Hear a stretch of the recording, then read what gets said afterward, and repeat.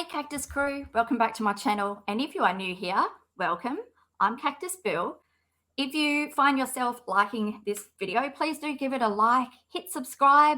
Also check out the description box below. Cactus contributors, they get extra content. Scroll in the box below and find the cactus, and wham bam, thank you ma'am. I just want to stress that everything that I do say is my own opinion. Let's get into it.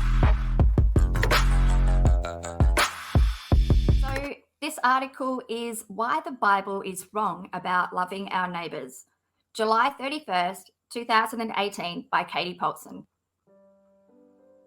As a child, anytime I hurt myself in any way, my devout Catholic grandmother would look at me and say, "God punished you." I can't tell you how many times I heard that phrase in my life. The word seared into my brain. As a child, I felt terrified by God's power, and I didn't want to upset him. In fact, I didn't want to hurt anyone. I wanted everyone to like me, and I wanted to love everyone. Naturally, when my teacher in catechism class taught me the importance of kindness to all people and E.T. quote fingers, loving people like myself, I took the word seriously. However, not until recently did I realize not only the lie of God, but also the lie of loving everyone. As I look back on my adolescence, the permeating feeling I get is a deep sense of insecurity. My mum always tells me that as a 2-year-old, I had a lot of opinions. In fact, she says I was the most important 2-year-old she ever knew. As I look back on my adolescence, I get a deep sense of insecurity. Do you know why? You were never given any direction.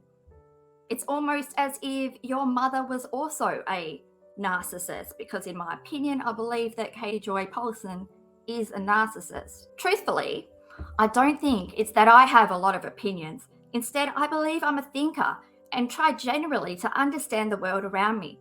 Also, I have ADHD, and my brain doesn't process the world in the same way as most people.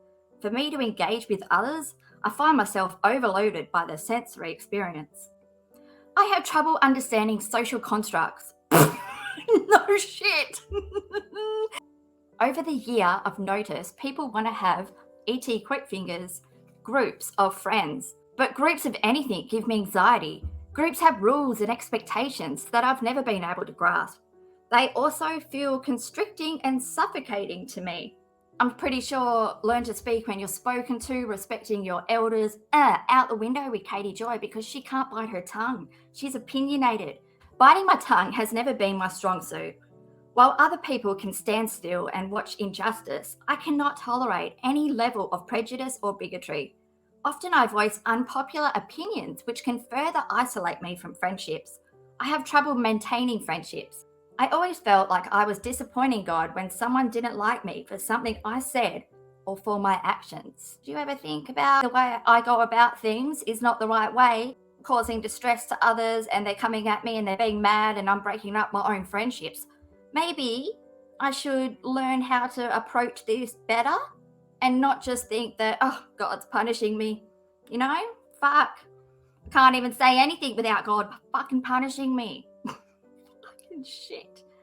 As I entered adulthood, I became a loner. Oh, that's not what you said. As I entered adulthood, I became a loner. By the time I entered my mid-20s, I knew that groups were not for me.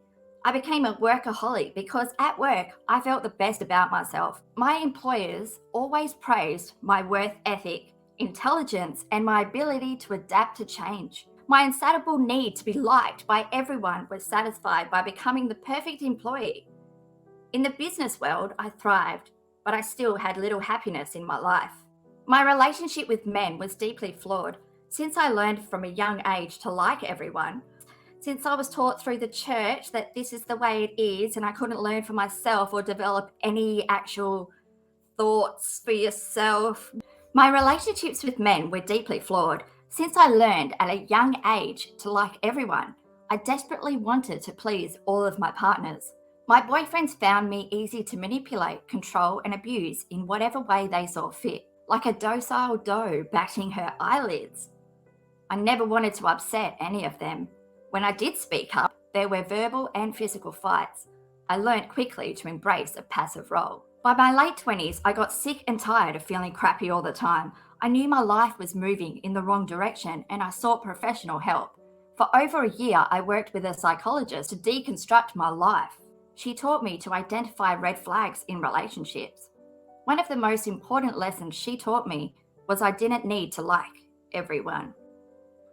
It's weird that you needed to be taught that rather than learning that for yourself, which would obviously have been when you were unable to bite your tongue and talk in a proper manner that would not, bring disrespect or harm other people's beliefs. But you had to be taught it by someone else, which means you don't really know who you are. I'll put that as another con for the church. Definitely not a pro. I mean, I couldn't figure out who I was, who I'm meant to be, and it's all because of God. He told me to like everyone. God, I've gone wrong there, liking everyone. Now you hate everyone. You can't go from one extreme to the, yes, but that's how your mind works. It's black or white. There is no grey area. We worked through my insecurities regarding my need for acceptance. My therapist taught me that it is impossible to like everyone. Additionally, she reminded me that not everyone was going to love me. The concept may seem simple to many, but it took me years to comprehend. My religious upbringing taught me that this was false. To accept the truth of my psychologist, I had to let go of the lies my religion taught me as a child. Where are you? Mid-20s? And you are still wrapped up in this whole God is punishing me guilt fucking trip? Are you this fucking small-minded? Natural process of evolution of the church. Your teacher taught you the importance of kindness toward people and loving people like yourself. There's nothing there that says to like everyone. To like everyone would only bring stress upon yourself because you are really putting a mask on, saying, just accepting a doormat for whatever comes into my life, and I have no objection to anything. I like everyone. I'll never forget the freedom I felt when I finally let go of the chains of guilt wrapped around my ankles. You finally let go. It's not like those chains were chained to you. All it took was for you to let go. You didn't break the chains. You didn't smash the locks. You weren't tied down. By choice you were. You finally let go. For the first time in my life, someone permitted me to not like someone. You needed permission? You needed permission? You are fucked up, man. I reckon you hate your parents, not religion. You hate your parents for fucking you up. It may seem simple to most, but my entire life, I felt like God was going to punish me if I disobeyed his rules. Everything wrong in my life, I attributed to his displeasure with my choices. What about your own displeasure in your choices? Fuck what God thinks, man. Take some fucking accountability for your own choices. My entire life, I tried to please a God that didn't exist, and I destroyed my self-worth and confidence.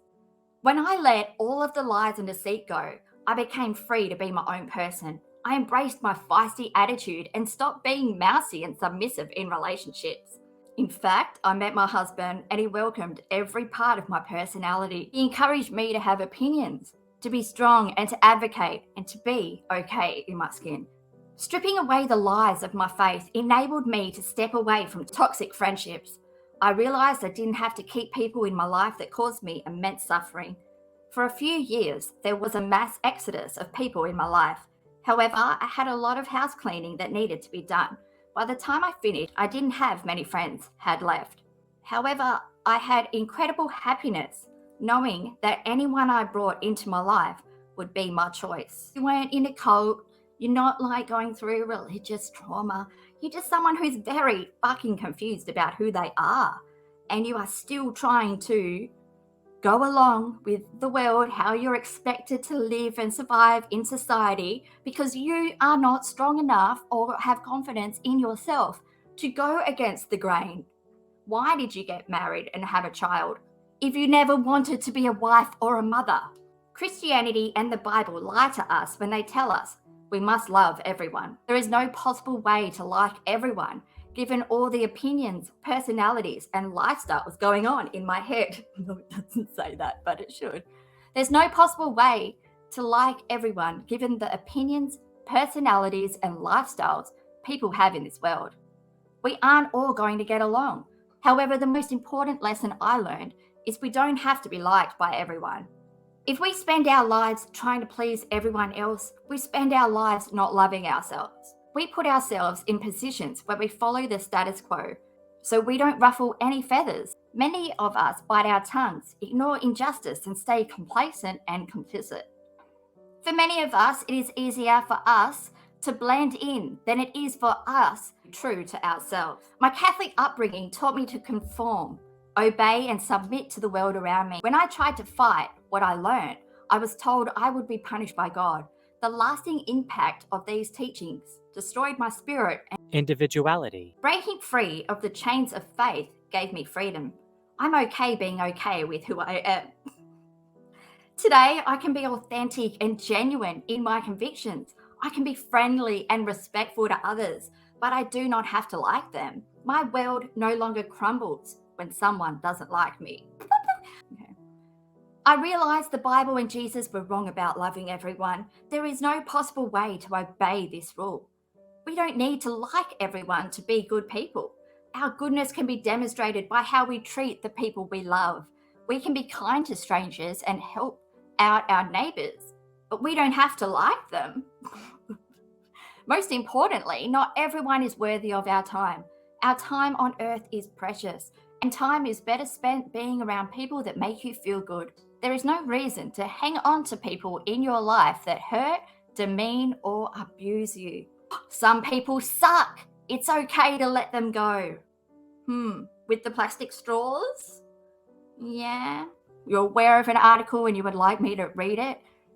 Let me know which one. I'm always open to requests. Thanks for tuning in. Every Monday, there's a new Without a Crystal Ball article from the archives. Please give this video a like. Please subscribe. We'd love to have you join the Cactus crew. Thank you so much, guys. Please take care out there.